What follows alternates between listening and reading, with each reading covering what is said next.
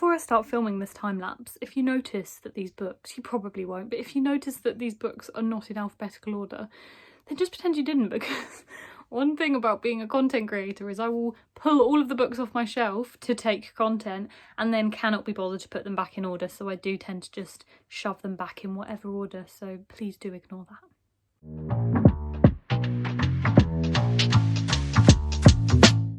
Hello everybody! I started a series last year, I can't remember whether I gave it a name, but it was basically dissecting my shelves. I own quite a lot of books, as you can probably see. I did count them last year. I can't actually remember what the number was. I think it was 700 and something, and obviously that number changes all the time. I donate some, I give some away, I buy more. So it's a moving target, but it's around 700. And so I've done a couple of videos where I've given a tour of my book room and showed everybody my books. I'll link the videos up here. I also did one where I broke down the countries, which was really cool. I loved doing that because it's really important to me to read like translated fiction and also fiction that's just not set in the UK and US. So it was really cool to see where around the world all my books were set, so I love doing that. So I wanted to continue in the same vein, and I thought next I could break down all of my books by genre. So if you are new or you haven't seen a lot of my content, then every month on Instagram I put a TBR basket. I'll put some pictures here to show everybody what I'm going to be reading that month, or what I hope to read that month. I normally don't read them all, or sometimes I do, but most of the time I either end up reading other things or I just don't manage to fit them all in, because there's normally about 10 in the basket and I don't always read 10 every month. So yeah, that's always pinned at the top of my Instagram page, and it has genre labels above the books so everybody can see what genres I'm reading that month. And I do actually get quite a lot of comments from people saying, wow, that's such like a good mix of genres, like really cool that you read from, you know, loads of different places. And I have not really thought about it much because I've always been the type of reader to read like across everything.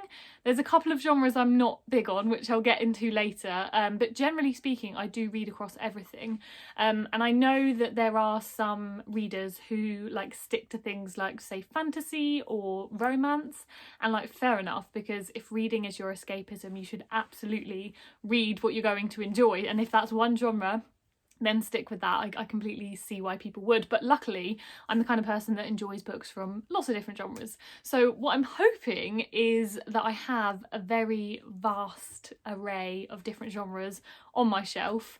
I am not 100% sure what's going to be the biggest one. Although actually, having said that, I think I do know, and it's going to annoy me. So before I get into that, what I'm going to do is I'm going to go through all of my books and sort of write down their genre, do a little tally chart, and then work out how many books I have from each one. Now, caveat, obviously I haven't read all of the books on my shelf, and so some of them I'm not going to be really familiar with. Some books I haven't read, I do know the genres, but some, if I haven't read them, I'm not very confident, so I'll make sure to read the blurbs, and I'm just going to take a stab. I think, you know, this is not an exact science, and I'll just take a stab at the genre. Similarly, if a book straddles two genres, I'm trying to think of an example. Oh, an example would be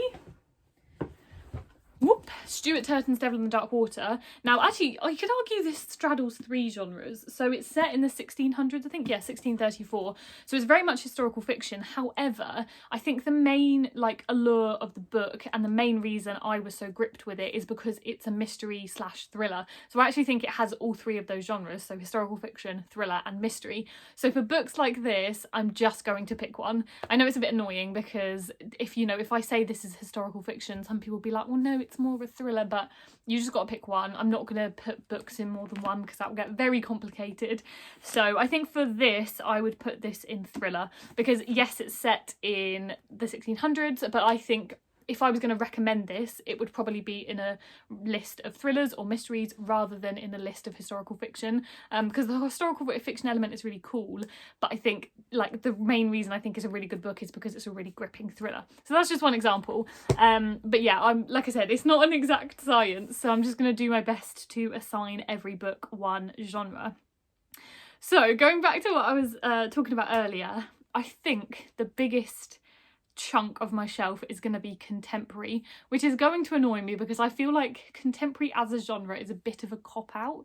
And that's like no shade to people who write contemporary books, because like it has to fit somewhere. And I think if there's, for example, like a book that is set now, or set, I don't know, in the 2010s, and it's just about somebody and their life, and there's no like thriller element to it, there's no romance in it, I do feel like it kind of has to be a contemporary because you can't really assign it any other genre.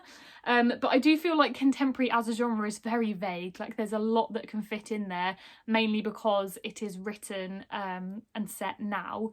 Now I'm not sure of like the origins of the genre contemporary, because I also get confused, like, is a contemporary still a contemporary if we're going to read it in 50 years and it's set now, or does it become a historical fiction? But then saying that, I feel like historical fiction has to be really, like, you have to be really immersed in that part of history. If it's quite vague, there's no dates mentioned, or it's just like, it doesn't really matter when it's set, I think that's probably when it's a contemporary. I think if you could like set it 20 years earlier and the story would be exactly the same, you know, minus the details like people having mobile phones, for example, I think it's still a contemporary, because historical fiction's mainly like, you have to really be immersed in that time in history, and it's either really relevant to the plot or it's just like screamingly obvious and you definitely couldn't move it, otherwise it would change the plot. So I think that's why a lot of books end up in contemporary, and I think that's definitely going to be my biggest genre, although I'm going to try and put books in other genres if I can, but yeah, I think that will be the biggest. I think after that, I'm really hoping it's romance, because I do love romance, but surprisingly, I don't read that much of it. And I always talk about this, and I still don't know why this is a problem for me. I should just buy more and read more, but here we are. I think Christmas is a good time to catch up on my romance, because often Christmas books are romance based. So I'll read some more then. But anyway, so I'm hoping romance is going to be my next one. And then I think third will probably be historical fiction, because I do read a lot of that, surprisingly.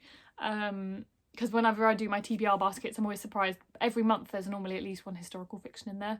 And then thriller I think should be up there as well. I think they'll be my top four. So romance, contemporary, thriller and historical fiction. And I think if I was going to like categorise myself as a reader, they are probably my four most popular types of genres. So that does make sense. So yeah, I think other genres I'm going to put in the list are horror. I've got a couple of them, surprisingly, even though I don't really read it. Dystopia, sci-fi, fantasy. I'm going to do classics, because I think sometimes classics are very hard to put in a specific genre, even though, again, to me, classic feels like a bit of a cop-out, because, you know, for example, like Frankenstein, I think if that was written now, it might be categorised as, I wouldn't even say thriller actually, because it's not really that scary, but there are a lot of elements to it that would like put it in other genres, or something like Pride and Prejudice, which is a romance. But I am going to put all of those in classics just because I think it's easier to define, and also I want to see how many of those I own. So I think for the purposes of this video, I'm going to put classics all together rather than like separating them into their individual genres. What else will I have? Let me consult my notebook. Mystery, classics, horror, contemporary. Oh yeah, short stories, because often they straddle more than one genre, so I think it's easier to say short stories rather than breaking them all up. And then dark academia as well, which I think I only own a couple, but I'll put that one in there. And then non-fiction, I've got memoir, self-help, essay collections, true crime and history. I think there might be a couple more, but I'm kind of going to have to write them down as I go because I'm not sure without having a look. So yeah, there's quite a lot of different genres there.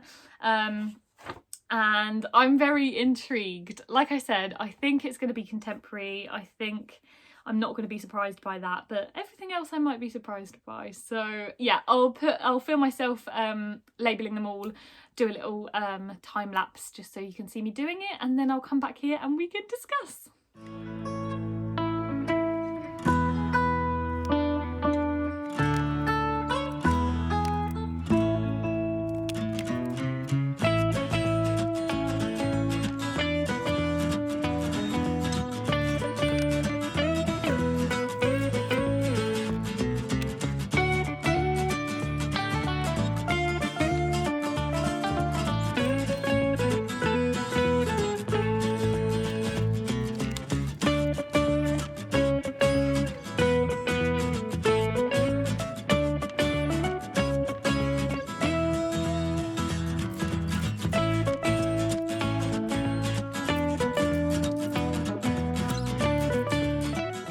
Okay, I am done. I've got all of the tallies on the genres, and I've worked out how many there are, and I've also worked out the percentage. The total number definitely isn't the same as when I did that other video, but I'm not going to worry about that too much because, like I said, the total number of books I have always changes, and I'm not too fussed about like making sure I've captured every single one. This is just a, you know, a vague idea to give you an indication of what kind of genres I own. Okay, so unsurprisingly, I was correct. The biggest number of books I own, sorry, the biggest genre I own is contemporary. That was 114 books, which is 18% of my overall shelf. And do you know what? I'm actually quite happy with that because although it is the majority, it's only 18%, which is like less than 20. So it's like less than a fifth of my books. So I'm happy with that because I was worried so many books were going to kind of end up in there that it would be like an overwhelming majority. But I think 18% isn't too overwhelming, so I'm happy with that. Then, in a little bit of a twist, historical fiction is actually second. That's 94 books, which is 14.8%, so 15% of my shelf. Which I'm a little bit sad I don't own more romance. I think I need to rectify that. Romance is third with 81 books, which is 12.8%. So it's not too far behind. Like maybe 15 more romance books and I would push it over the edge. I suppose I shouldn't be too surprised, like I said, given that every month there's normally one historical fiction in there. So I probably do own more than I thought I did. But I want romance to be the winner. So after contemporary, obviously. So I think I just need to buy a few more romance books. That's easy to do. Next, also sort of surprisingly, is classics. Actually, I think the next two are surprising. So the next one is exactly the same number of romance books I own, which is classics at 81, which is 12.8%. Now, the reason that's quite high is because I do own, I've posted about this before, a like set of classics, which are in the living room downstairs, and there's 50 of them. So that like does push it quite over. And also some of those are duplicates of ones I already own. And I've counted them twice because I am doing it like by item rather than by title. So that is higher than I think would reflect my reading habits, if that makes sense, because I don't really read that many classics, but because of that collection, that's why it gets pushed over. So yeah, 81 is quite a lot. And then, shockingly, next is fantasy, which is 54, and that's 8.5%. Now, I say shockingly, and that is because I really don't read that much fantasy. Now, I think this is sort of pushed over the edge by things like Harry Potter, so that's 7 already. And actually, I counted, like, I've got Tales of Beedle the Bard, Quidditch Through the Ages, that kind of thing. So I think there's probably about 10 there that I own. And then also things like His Dark Materials, which I counted as fantasy. That's 4, because I've got one of the prequels as well. So I think it's things like that, and then I've just got random, you know, one here, one there of other fantasy. Oh, and the other one, which I think is 8 maybe, is the Mortal Instruments, and again I've got, I think there's 5 or 6 in the main series, and then I've got 3 of the prequels as well. So I think all of those sets, although I don't read much fantasy, they are like a lot of books with one series. So that's what's really pushing that up. But I am surprised that is higher than thriller because I love a thriller. So I'm a little bit shocked. Thriller is next, and that is 44 books. So 10 behind fantasy, which is 6.9%. Then after that, the first non-fiction category, which is memoir, which is not that shocking that that's my highest non-fiction one because I love a medical memoir. So I have a lot of them. And then I have other memoirs as well. And actually my partner's books are in here. He doesn't own many, but he does own some, and they're in there as well. And all of those are either like memoir, biography, autobiography, and then some like business related books. So that'll be pushing it over as well. But like I said, I'm not surprised by that because I do love a medical memoir. I'll put my video with my medical memoir recommendations up here. After that is dystopia, so I own 26 of those, which is 4.1%. Again, that is being pushed up because of like sets. So the Hunger Games is 3, the Maze Runner series is 3. Like there's lots of, again, like sets of books, which in my mind I kind of count as one thing, but obviously there are individual books, so that is pushing that number up. So yeah, 26 is quite high for dystopia, seeing as I don't read it that often. In a similar vein, next is sci-fi, and I read hardly any sci-fi, but again, I've got a few sets of books which are pushing that up. And so similar to fantasy to dystopia, like I think when a series is all one genre, that is like pushing those totals up. And I have a few like random sci-fi ones here and there, so that's probably why that's on 18, which is 2.8% if I didn't say. Then after that we have historical non-fiction, so that's ones that are talking about like certain periods of history, or also I've kind of put ones in there that are talking about maybe like social issues but in the context of history, so things about like racial issues or black history I've put in there, because although again they straddle like more than one genre, quote unquote, it's kind of hard to categorize those into one non-fiction genre because I think they have a few, but I've put those in there, which is why that is 15. Then after that is mystery at 14, which is 2.2%, and then mythology, which is 13 at 2%. I'm kind of sad mythology is so far down there because I love Greek mythology, and 13 mythology books doesn't sound like that many, and actually that includes 2 which aren't Greek mythology, because I've got Love in Colour by Bolu Babalula, which is, I think that is just from around the world. I don't think that's like one specific place. Oh, it might be a lot of African based, yeah, maybe it's African based mythology actually, but that is mythology, that's not Greek mythology. And then I have one Norse mythology book as well, by Neil Gaiman. So only 11 Greek mythology books. That's actually really sad. I need to fix that. Then after that I'll just do everything in one go because it's like a lot of little ones. So short stories, I've got 8 of those, that's 1.2%. Topical, his non-fiction books, which I realise is vague, but I didn't really know what else to do it, and it's like on a topic, so talking about language or talking about football, that's my partner's, not mine, but like talking about those things in depth. I've got in there self-help books, I've got 7 of those, which is 1.1%. Oh no, I said short stories. Biography, I've got 4 of those, which is 0.6%, and horror, I've also got 4 of those, which is 0.6%. Dark academia is at 3 with 0.4%. I've got 3 language books, which is 0.4%, and I've also got 3 true crime books, again 0.4%, and finally I have 2 essay collections, which is 0.3%. So I think that was everything. Like I said, I really love that it's a variety. I love that I've got a bit of everything. I like to think I read across lots of genres, as I think is quite evident from this list. So I'm really happy with that. And like I said, I'm happy that contemporary wasn't quite a fifth of it, because yeah, then we can bring that down a little bit. I don't know why I've got such an issue with contemporary, but like I said, I feel like it's maybe a little bit of a cop-out genre. Don't hate me for that, but yeah, I kind of like to read something with a little bit more of a like genre purpose.